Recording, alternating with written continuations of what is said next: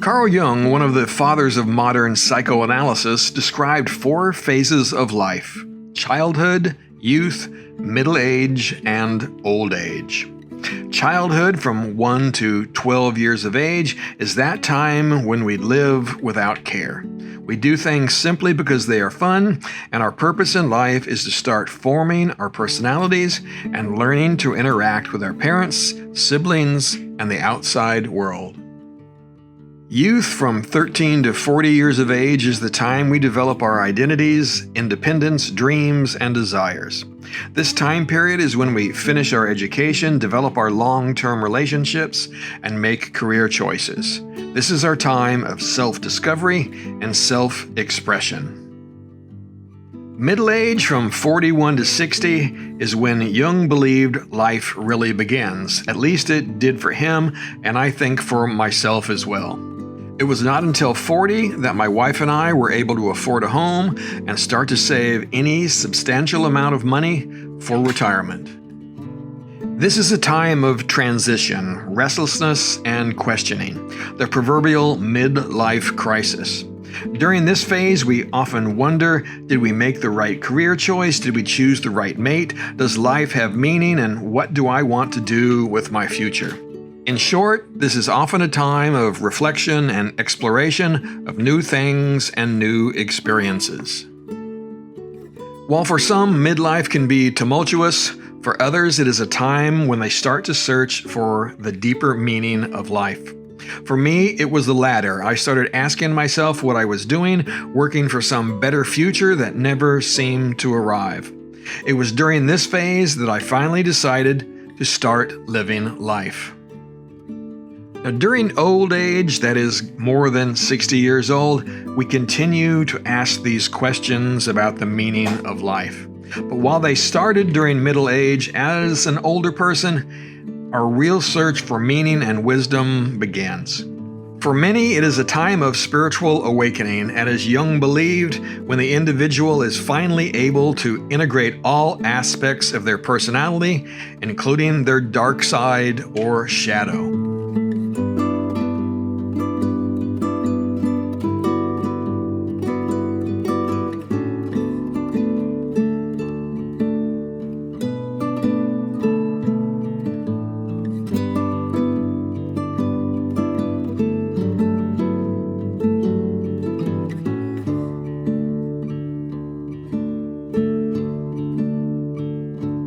Most of you watching this video are either in the middle age or old age categories. And of course, I am almost 65 and in the evening of life.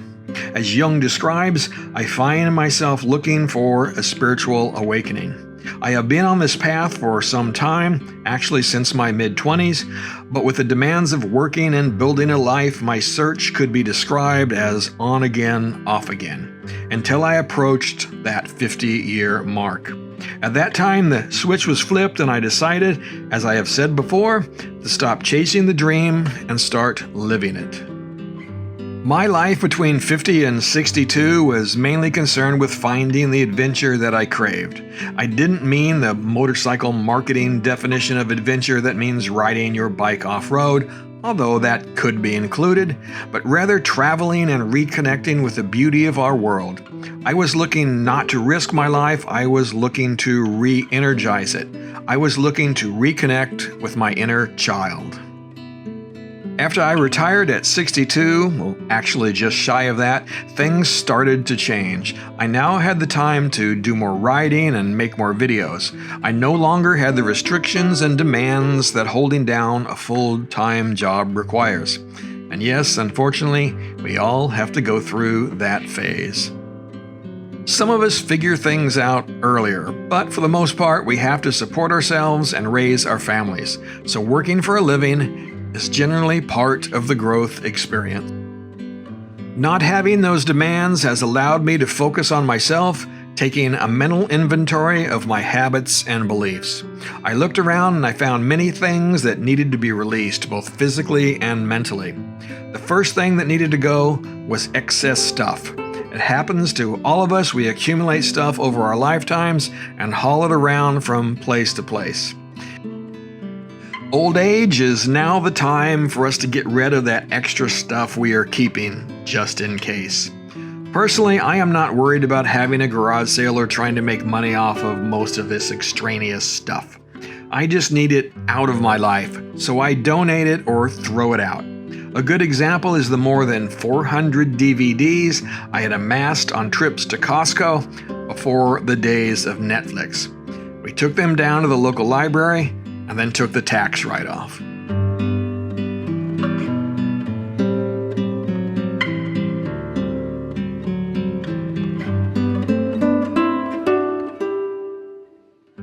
Along with downsizing our physical junk, there was some mental clutter that also needed to be expunged. Another thing that Carl Jung spoke of was the paradox of resistance. What you resist not only persists, but it will grow in size. Whether it is a trait in yourself that you don't like or things about the outside world, if you give something focus, if you give something your anger, you will give it power over you. And the more you resist, the more that power will grow. Over the years, or more like decades, I had been giving a lot of stuff that I disliked way too much power over me. I see this with motorcyclists all of the time. I have done many videos about taking responsibility for your safety, but still I get comments about how horrible all the drivers are. What about all the distracted drivers? Well, yep, what about them? They exist, and you have a few choices. First, accept the responsibility for your safety and learn to deal with them. Second, you could just quit riding. Or third, continue focusing on them, allowing them to become a bigger and more negative part of your riding experience. For me, I knew that I had to let go of these areas of resistance in my life. The world was not going to change, so I had to change. I needed to let go of my resistance and focus on the things I could control, which is, of course, me and how I look at the world. Rather than choosing to find evil around every corner, I choose to find beauty. The world is filled with beautiful places, things, and people. Yes, there are a few shitty ones as well, but if you look, you will find most are kind and helpful. Another thing I gave up was the need to find some overarching meaning of life or to find my place in it. To paraphrase Alan Watts, the purpose of a flower is to be a flower. The purpose of a butterfly is to be a butterfly. And the purpose of dance is to dance. Alan Watts said, "The meaning of life is just to be alive. It is so plain and obvious and so simple, and yet everybody rushes around in a great panic as if it were necessary to achieve something beyond themselves." I realize this may not work for everyone, and that is perfectly okay. That is another thing I have given up, the need to be right and the need to prove myself to everyone else. So speaking for myself, I realize that my purpose is to live the best life I can and to learn and grow as a person.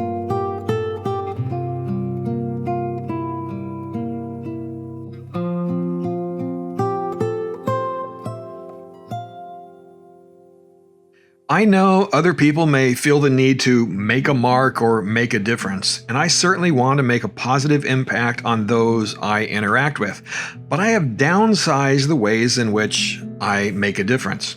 When I was younger, I of course had big dreams about how I was going to be a professional ball player, or later on being a chiropractor. Now, in the latter case, I did indeed have a positive impact on the lives of my patients.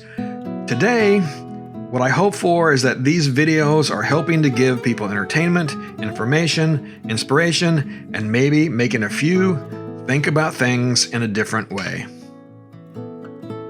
The truth is that everything we do impacts others, for good and bad. Just today, I gave the waitress at our local breakfast joint a pretty good tip, just because I can. I think the biggest way we can make an impact in the world is to simply be kind. Which I guess brings me to the last thing I want to talk about. As I ride through this evening of my old age years, as I ride through a beautiful landscape, that is when I feel closest to God. the universe, the Tao, the way, the path, call it what you like. That is when I feel part of something much greater than myself. That is when I feel small and insignificant and larger than I can imagine. We all have our beliefs in what God is and what role the divine plays in our lives. But again, speaking only for myself, I do not see God as something that exists outside of us. I think that each of us contains a spark of the divine. For me, God is that source from which everything is derived, from which each of us are derived. We are connected to the air, to the water, to the ground, to insects, to birds, to all other animals, and to each other. Isn't it time we start treating each other that way? Ride safe, my friends, and keep squeezing your lemon.